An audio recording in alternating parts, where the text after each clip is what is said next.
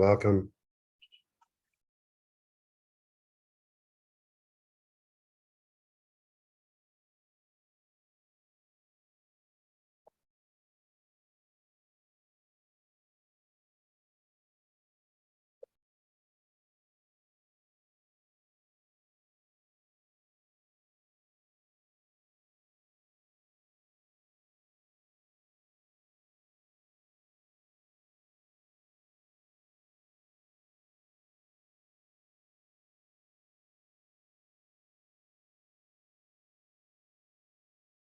A few more people jump on here. Okay, we will go ahead and get started. Hi, everyone. I'm Amanda Miller, the Member Relations Coordinator with Grow Nebraska, if you don't know who I am. And thank you for joining our free monthly webinar for Grow with Google. Today's topic is design thinking for entrepreneurs. It's brand new. We're really excited that Dave's able to bring it to us. And then I'm going to put this little box so you can see. We are sponsored by the Grow Nebraska Women's Business Center out of Omaha, Nebraska Enterprise Fund, Nebraska Business Development Center, and the Rural Prosperity Nebraska. So thank you to them.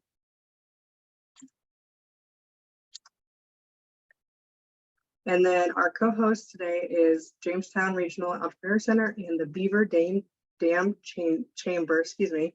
And then Dave Meyer is our host again.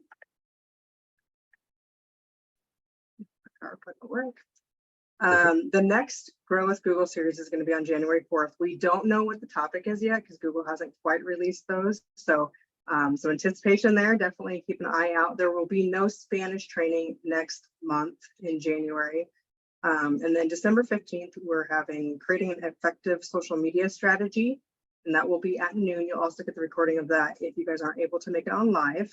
And then the members only talk is December 13th, and that's going to be over business insurance, why it's important, and where you should start. Definitely a topic that's not talked about enough. So with that, I will let Dave go ahead and get started with this awesome topic that I'm excited to learn about. Perfect. Thanks, Amanda. And thanks everybody for joining. Thanks to our co-hosts and sponsors. And can't wait to get chatting because this new topic, as Amanda mentioned, is really, really fun. And so I'm looking forward to chatting with you and bringing all of the interesting information that I've learned about design thinking and layering it in with what Google has to share as well. So as we go through this as well, one of the things that I wanted to alert you all to is that the talk is going to be recorded and it's going to be available on YouTube. Grow Nebraska posts it up to their YouTube channel every time after we're done. So go ahead and check this out. It'll be available for at least 30 days and maybe even longer as we move through, but it's your time. So I'd also encourage you to use the Q&A tool today if you have specific questions about any of the topics that I'm sharing today. As we go through today, I wanted to share a little bit first about Grow with Google, and it's a program to help people grow their skills, careers, and businesses by offering free digital skills and training tools. I'm Dave Meyer, and today you're going to learn the principles of design thinking process and how to apply that process to create innovative solutions for identified problems. This is a vastly different workshop than most of the regular shops that I do for you and with Grow Nebraska. And so I hope you're going to have as much fun as I am today. Now, I do want to make sure that this is as helpful as possible for you. So make sure, again, to post your questions in the live stream on the Q&A tool of the Zoom webinar. And if we don't answer all of your posted questions, I have my information available on this slide to share with you. And that's how to get a hold of me. You can also request today's slides by sending me an email. And so if you have that content, go ahead, or if you want that information, go ahead and send me a note.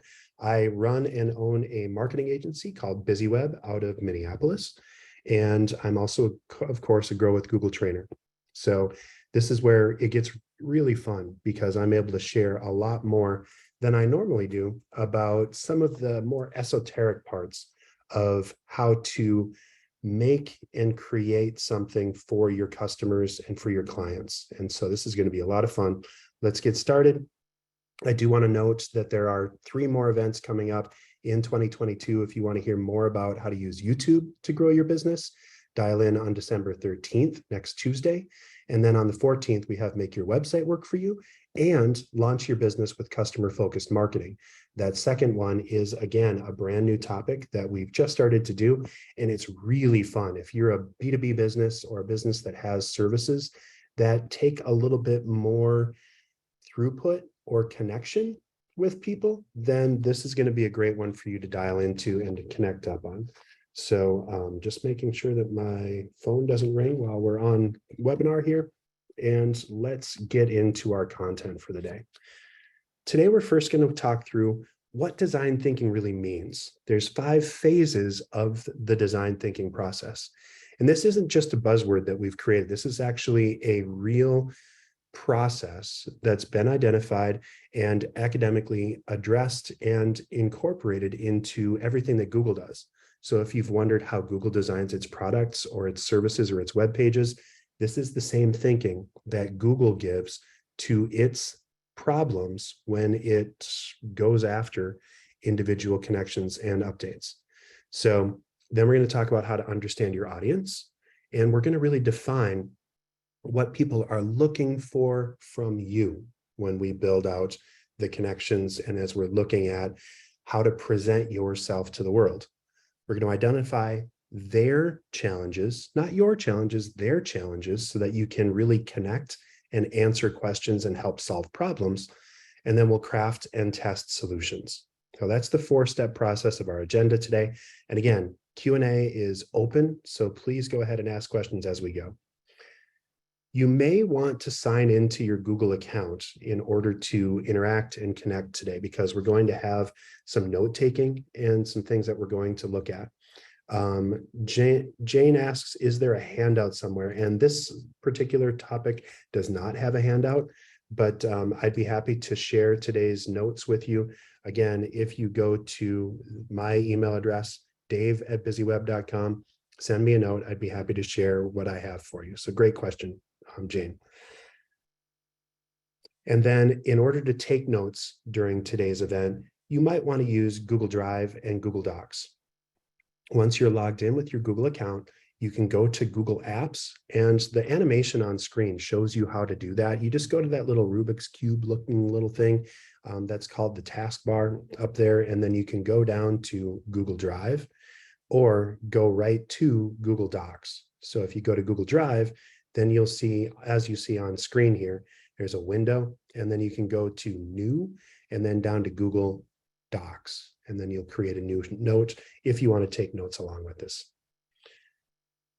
And then, of course, you're going to select New, and then Google Docs and Blank Document. And that's how you can set up a document for free to take notes. There's also Google Slides and Google Sheets. Slides is a presentation software, and you're watching slides in action right now. Google Sheets is a spreadsheet software similar to Microsoft Excel. All Google Docs and all apps inside of Google, you don't need to save content. It's continually saved as you go, and you can collaborate live in real time with others. So we could theoretically have all been taking notes together on today's event. I just didn't set that up because it tends to get a little crazy when people are all editing together. And so it's fun, and I would encourage you to give it a shot.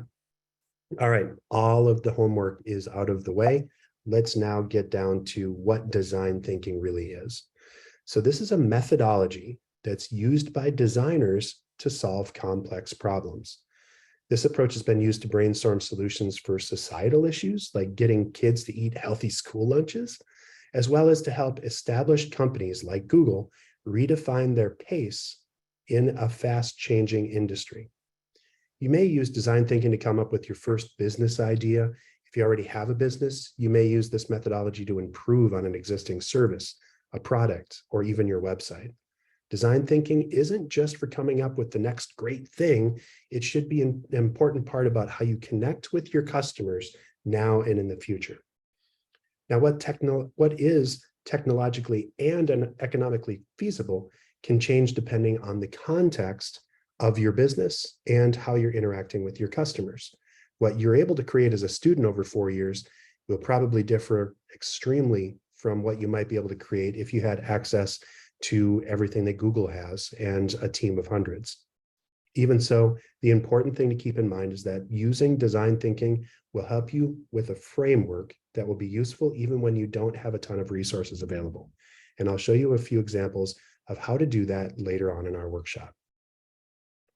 I want to talk about what the methodology is all about. Design thinking was created by Stanford and the company Ideate, and is being successfully used to create small projects and big ones, and to help approach design and problems with a specific methodology. There's 5 phases. Empathize is going to help you to engage and observe in order to immerse yourself in the problem. Define is actually going to get the points of view of the people that you're looking to connect with and that problem that you're solving for. Ideate is going to simply brainstorm all of the different connections or possible solutions to the problems that you've identified in 1 and 2. And then prototyping is creating small ideas that you can then leverage and grow into bigger ideas. So prototyping in the design world, of course, is building a small test case or a use case. It doesn't have to be an actual product. It could be a website. It could be content. POV, Pamela, stands for point of view. And so great question, but we're identifying and looking for the multiple points of view that we're trying to connect with. Great, and I'm loving that we're seeing questions come through, so keep those coming. Thank you. And then finally, tests. The last phase is all about making sure that your design can stand the test of time by introducing it to real people and then measuring and seeing if it's being received as you intended. So we talked about what design thinking is and the phases of methodology, but how is this really used in practice? There are products that you use every day that were created with design thinking. Engineers, designers, and innovators thought about you as a consumer and the needs or challenges that you had around your everyday activities to make products and services that you buy and use better. Let's look at some examples. Many of us are likely watching a lot of on-demand TV right now from streaming services or your cable provider. Think about the challenges that you may have had to perfectly time when your favorite show was coming out on before. So we used to have to, it was appointment TV, if you're old enough to remember that. The Friends that came on Thursdays, right after Seinfeld, right after ER or whatever. Later, we had the opportunity to set a timer on our VHS tape recorder, our VCR, and then could watch it whenever we wanted after that, but we still had to do that second step. And if you grew up with digital video recorders or things like TiVo, you still had to fast forward through commercials. With each of these scenarios, there were pain points and challenges that the invention of on-demand TV alleviates. You don't need to be home to watch your favorite program, no accidentally taping over your niece's dance recital, and in many cases, on-demand services allow you to skip through commercials altogether. So you kind of get what you're doing. So that's on-demand television. Next up, the car door. How many of us have walked up to a car and had arms full of groceries or whatever and not been able to get in? Well, some new cars have a foot activated switch where you just wave your foot underneath the rear bumper of your car and it automatically opens the door as long as you have the key in your pocket. So that's another example of people that anticipated a problem or saw something and then came up with a solution or need. And finally, ride and home sharing was one of those things that we never really even really thought about. We just knew we needed a taxi if we needed to get somewhere in a new city. I'm in Dallas, Texas right now, on my way to present at Digital Summit or another digital interactive conference. And so I had to get here and I used a Lyft in order to get here. Instead of having to hop into a taxi or find some other way, maybe take a bus, I was able to just pop up on my phone and get access to the right people to get me where I wanted to go. And same thing with homes.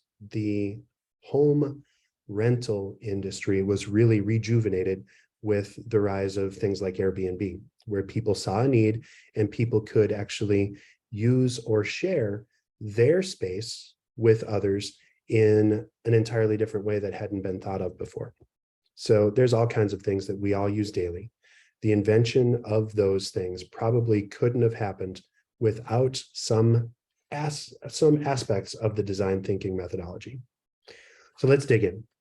Let's talk about the first phase of design thinking, and that is empathize. We want to get into the shoes or walk a mile in our customers' or intended audience's footsteps. Our goal here is to connect to the user's story, to their emotions, and their insights about them. Who is your user? In traditional marketing, we're talking here about brands or marketing or sales personas. We've identified our very favorite customers and all of the common aspects that they share. So most of our customers have at BusyWeb, at my organization, have specific things in mind. They're usually involved in leadership in their marketing facility or practice.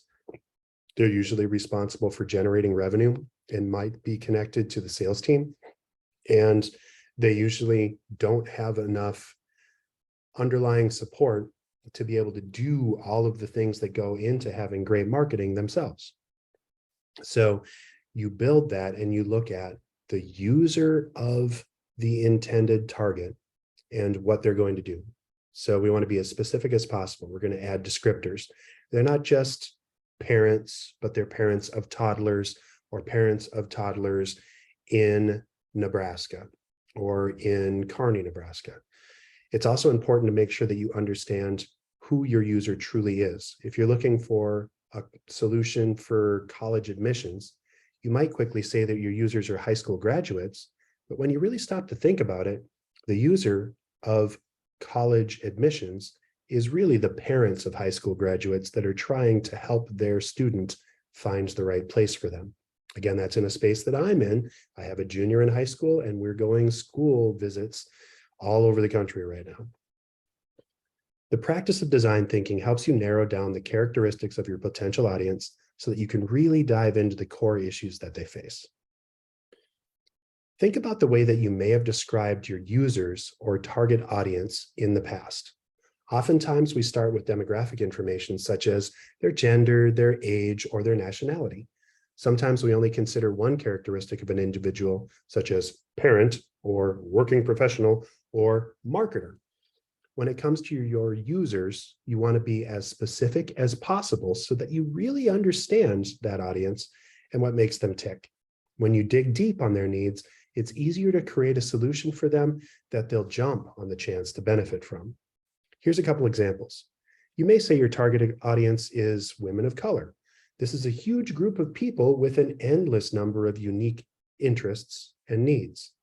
Maybe you're looking to create an all-natural hair care line specifically for women of color. A more targeted explanation or expansion of your users would be women of color looking for products without added chemicals or toxins, or women of color who use natural products due to health or allergy concerns.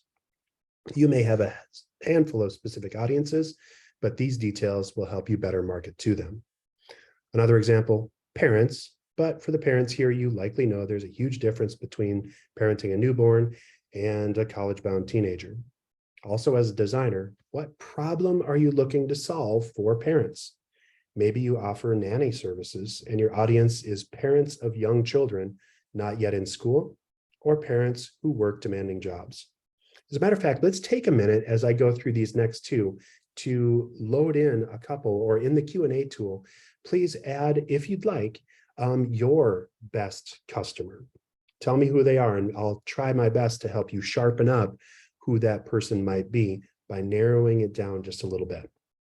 You guys are very chatty on questions, so I'm looking forward to seeing who your best customer is. Next up, seniors over 70. If we're looking for seniors, how can we get more specific? Maybe it's seniors who live alone or who are considering moving into independent care facilities. Lastly, college students. Let's go to Latinx college students.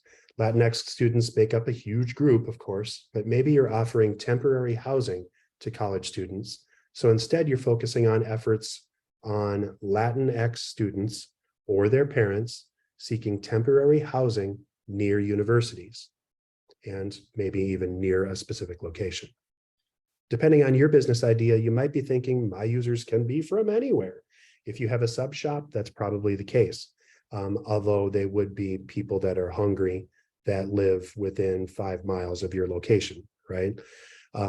Think about the qualities or interests that your best customers have that would draw them to your product or service versus anyone else's. Jane mentions that she serves seniors who want to connect with crafting classes, scrapbooking, etc.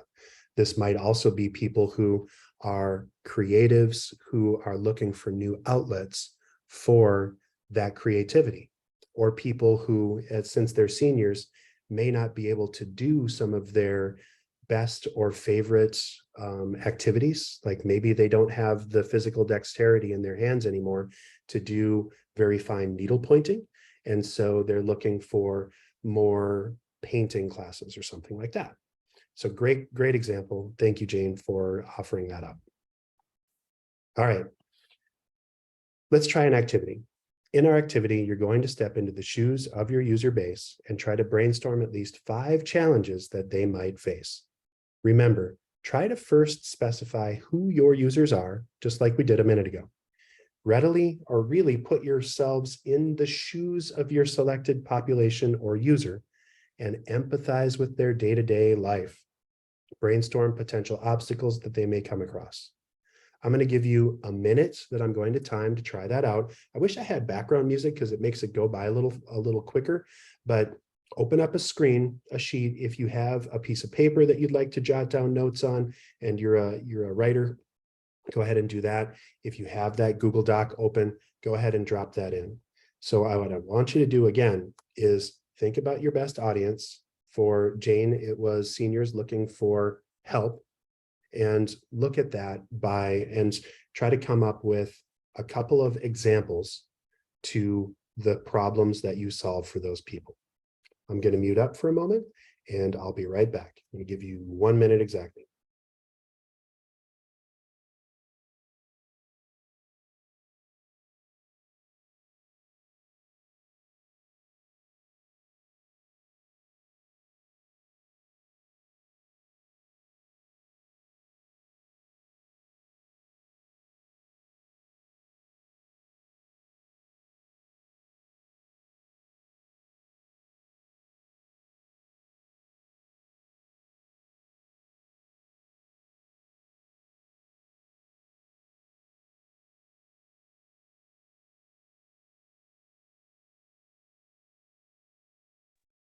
When I do these live sessions, I'm always shocked at how slow and simultaneously how fast a minute goes. Jen actually added that she has a tree service that serves working professionals that are more likely to have kids and don't have to spend on or have time to spend on tree work, and also value their time spent elsewhere more than doing hard work around the house. That's fantastic. Thank you so much, Jen. Alexis says, sure, hers seems too broad. People who are interested in using natural body care products to enhance their self-care experience. So I would look at who your absolute favorite customers in that space is. So natural body care products would be someone, again, just like our example before, who maybe have allergies or sensitivities, or that have children that have those allergies or sensitivities, or a separate idea or subset might be people who just want to live cleanly and are concerned about the health and well-being of their families. And so that might be a good way to narrow that down. You also might want to start with a specific subset, like what ages, if you're dealing with college kids that are at that level or thinking about natural body care products, they probably have a few other good examples. And this is where having your favorite customers as a shining light can be very helpful, because you just want to identify, why did they come to us? What did they get from us? Cindy says, professional women looking for candles or soap. So in professional women looking for candles or soap, they are looking for probably a little bit of time to themselves, right? So if we are dealing with working moms, they have all kinds of things that are happening in their lives, and they just want a little slice of sanity at the end of their day, right?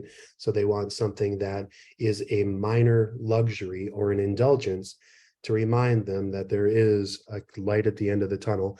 And in this case, it's provided by the light of a candle, right? So whatever that might be. Great example, Cindy. Thank you. I will note that people are now loading in things into the chat. So Amanda, thanks for opening that up. So you can either do Q&A or the chat tool. Thank you very much. All right, so we've identified and empathized with our audience and with our customers. Let's take the next step now and define our problem statement. So again, ideally, you have something on paper about who your best customer is and what their problem is, because now we're going to dig in a little bit deeper and look at what we really need to do. So our goal in defining our problem is to analyze your observations about your user and to put them into a few core problems that you've identified as a problem statement. And by problem statement, what do I mean is you should identify and spell out the characteristics of your user's need, or the core problem that you just identified, and the insights into why the user is experiencing this need. And that's a little bit tough to gather. So I'm going to go one step further. I'm going to show you, and feel free to either screenshot this and just scrub this out or write down the same as you go through. This is super easy. So Sam, our best user, is whatever that person is, busy manager who needs, and then whatever that need is, who needs a way to integrate healthy eating habits because he doesn't want to feel like he's on a diet. So that's our insight.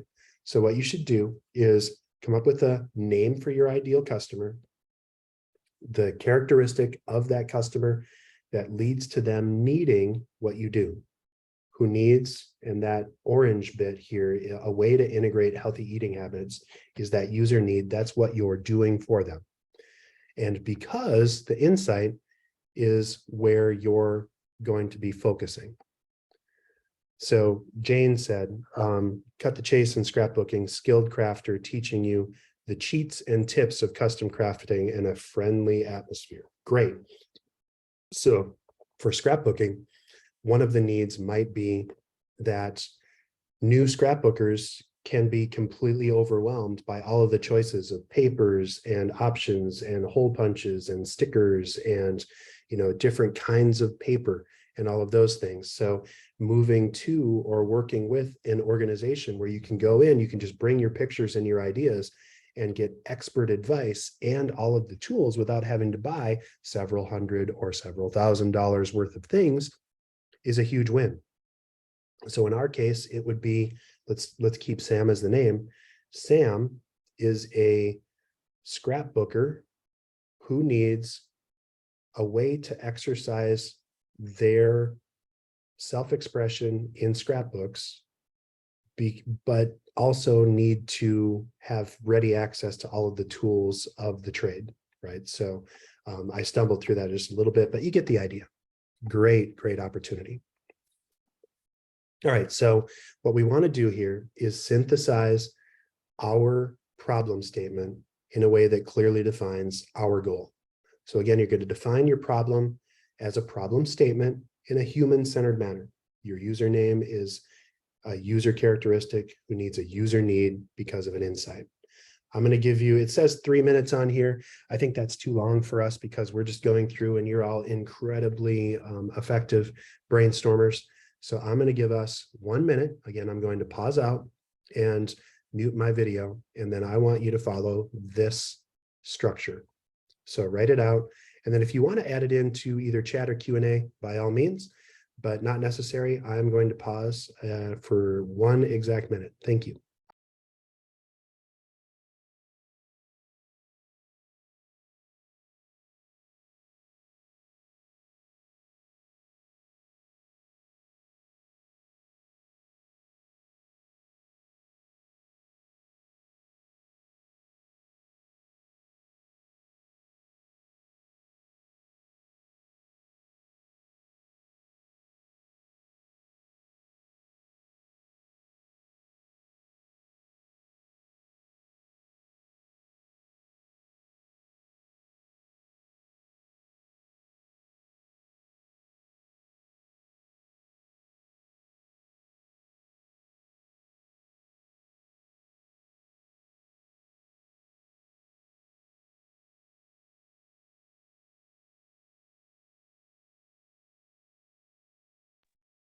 All right, so I know we're not going to be completely done with our activity at the end of a minute, but I wanted to give you a chance to really think about this. If you have one that you'd like to share, feel free to load that into either Q&A or chat, but keep this as a structure to help you clearly identify who you're serving and what you do for them. Let's move on to Ideate. The third phase of our design process is coming up with ideas to solve for the unique need that our customers have. We've empathized with our chosen user. We've analyzed and synthesized those observations to define the problem using a problem statement. Now it's time to ideate or just brainstorm ideas. This is really the fun part, for me at least. And so the phase we're thinking about all the possible issues or solutions that could come to mind to solve that problem. Here's a popular ideation activity that Google uses a lot in their design sprints. Crazy Eights is a way to build content. So what you do is you use a Google Doc and you insert a 2x4 table. So 2 down, 4 wide, or 2 across, 4 deep. And you do that by going insert on the top navigation bar and then hovering over the word table. Now we're in Google Docs still. We go to insert from the nav bar and then hover over the word table. You'll see another menu pop up on the right with blocks on it, and choose 2 blocks across and 4 blocks down to add a 2x4 table to your Google Doc. Or if you prefer, you could simply fold a piece of paper into 8 rectangles. In each section of your table or rectangle, I want you to write out a different idea on how to solve your user's problem. Maybe you'll have 8 new ideas. Maybe you'll have 1 new idea with 7 ideas that build on that one idea. The point here is to practice letting loose and building as many possibilities as you can. Don't worry about feasibility right now. Blue sky thinking is encouraged. So again, if we go back to our questions for Jane, she said she serves scrapbookers and skilled crafters teaching the cheats and tips of custom crafting. So for a scrapbooker, what are some additional things that you might be able to do to meet that specific need?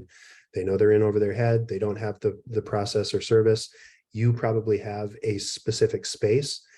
What if you did roving spaces or came up with a food truck and instead made it into a scrapbooking truck where you rolled around to different people's locations and simply pulled up in front of their house and loaded all of it in, and then you did scrapbooking parties right from their homes, right? So that's an example of a brainstormed idea.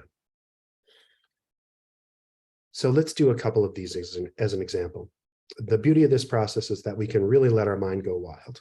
First, we mentioned targeting women of color looking for all natural hair products. You might already have in mind what types of products or services you want to offer it to those users, but you can do a lot more with that. So maybe coming up with a program that donates an item to someone in need with every purchase. Bombas actually does this. A sock maker, they make beautiful socks. I actually happen to be wearing Bombas socks right now. They tapped into the altruistic needs of their customers by simply stating that every pair of socks they sell, they will also donate 1 pair of socks to people in need. So I know that when I bought my pair of Bombas socks, that someone else was getting a pair of socks on my dime, but I'm cool with that because these are worthwhile socks. They're very sturdy and comfortable. They last forever and they're lifetime warranted. So I use them. And guess what? I'm a fan. I just told you for like 15 seconds about how awesome Bombas are. College students seeking temporary housing. We might come at that from an online roommate matching service for students or a building with furnished temporary rentals. Maybe you have a space that you can build to just kind of build a hangout session. Or maybe they don't actually need space for housing. Maybe they just need to get access to the learning. And so doing online learning programs and not forcing them to come to you might be another way to think around this specific question or issue. Ideally, the recommended practice is to have an unlimited amount of time to engage in unrestricted brainstorming during this phase. But for the purposes of this session, I'm going to pause again for about a minute so that you can practice creating some ideas guided by the problem statement that you just crafted. Remember, no idea is too crazy. As a matter of fact, a super crazy idea will probably help jar you loose from your thinking enough that you can come up with a practical application that's outside of the frame of what you were thinking. So again, I am going to pause for 1 whole minute, and then I'll be coming back and we'll go on to prototyping.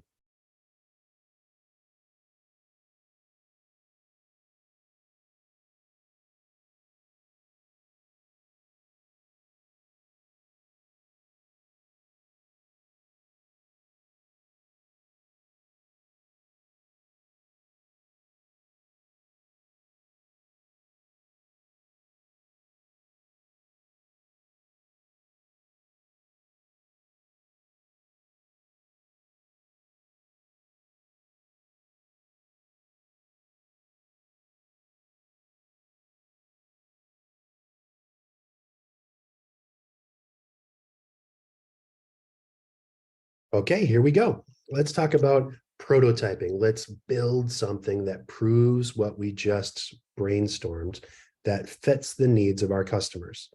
We've empathized with our customers and gotten into their heads and defined them. We've defined what our problem is. We've brainstormed a bunch of ideas.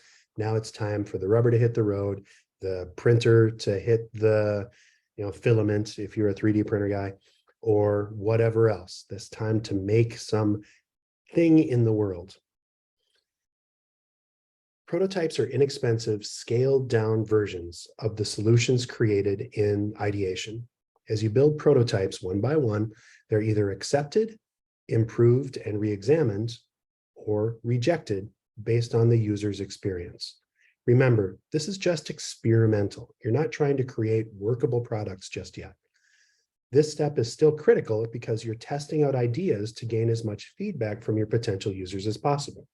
If we went back to our scrapbooking example before, a prototype might be to host a scrapbooking party with a bunch of friends. You load up your car with all of the scrapbooking things that you think they'll need. You go to their location and you just see how it goes, right? So that's a mini version. You're not buying a truck. You're not going out or building a website to promote this. You're simply trying out an initial approach and seeing how it works. Through the prototyping process, you'll get a better understanding of the constraints inherent within the product or feature and problems that you may not have foreseen. You'll also have a more informed perspective of how real users would react and feel about the final product when they interact with your prototype.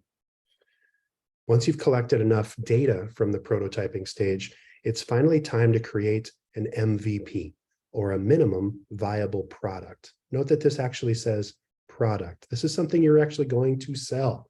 So what we want to build out as the minimum viable product is the simplest version of our workable product that's also developed with the core features that will satisfy early adopters, yet quickly and effectively develop while still providing basic functions that we've decided on. So let's say our goal is to create a vehicle that could take you from point A to point B. In the top example, there are 5 boxes that represent each iteration of a prototype. The first one contains the image of a wheel. The second is 4 wheels with 2 axles. The third is merely the base of a vehicle. And the fourth is a built-out vehicle with no steering wheel. And the last prototype is fully built out, functioning vehicle. Now, there isn't much you can do with just a wheel or 2 wheels with an axle or the body of a car. In the bottom example, however, we focus on a minimum viable product that solves the problem of our audience in the simplest way. Our customer wants to get from point A to point B. First image, skateboard. This is what we're looking at. It's the minimum viable thing with wheels to get from point A to point B.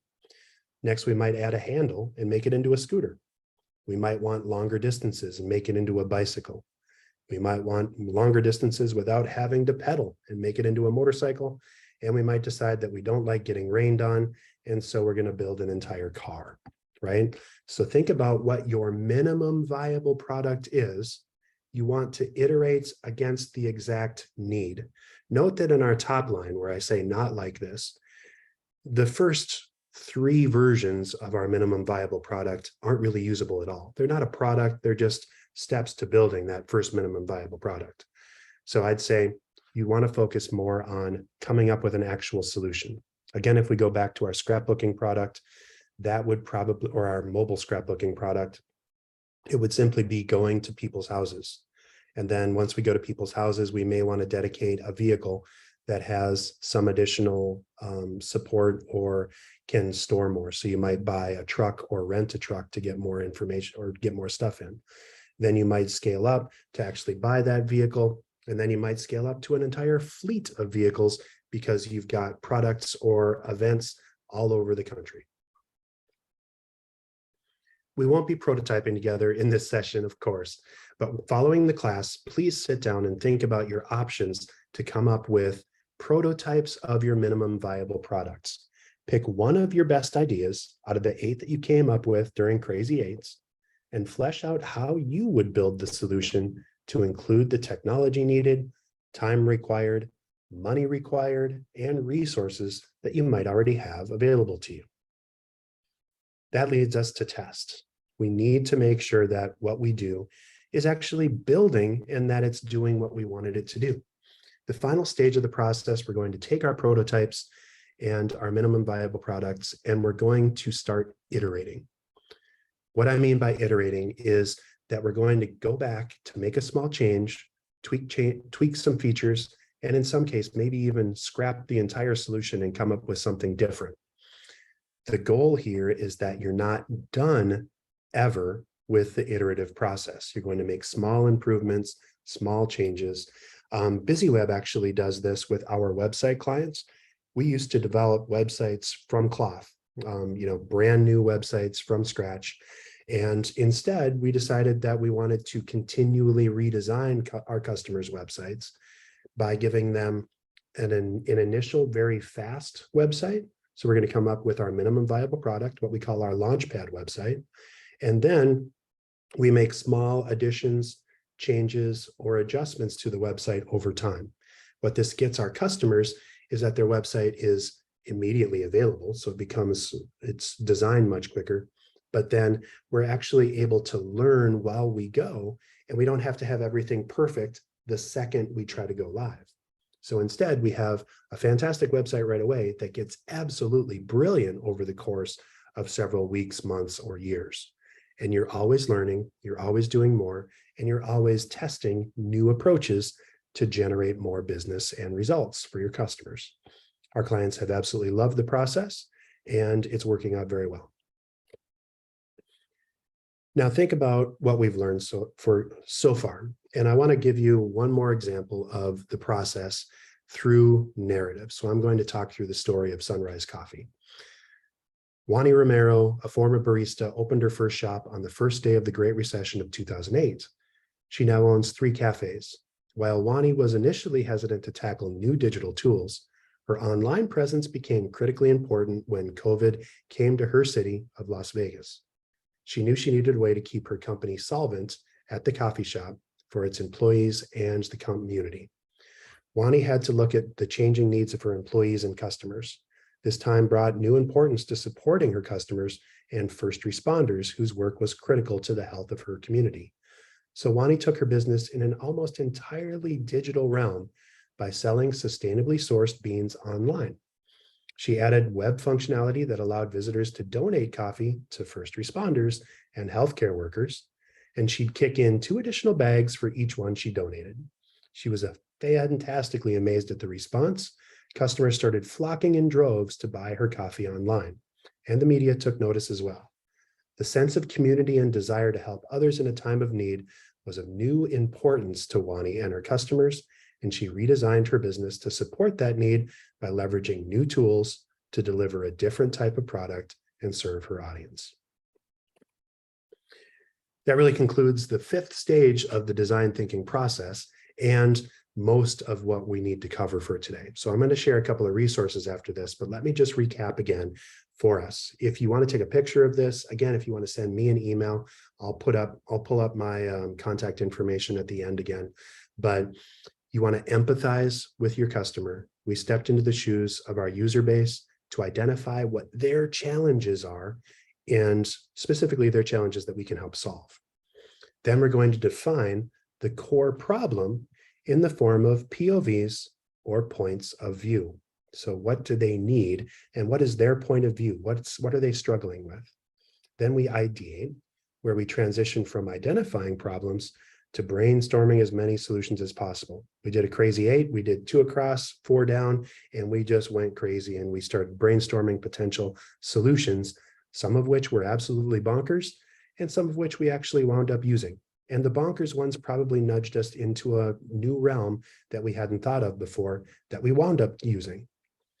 Then we prototyped.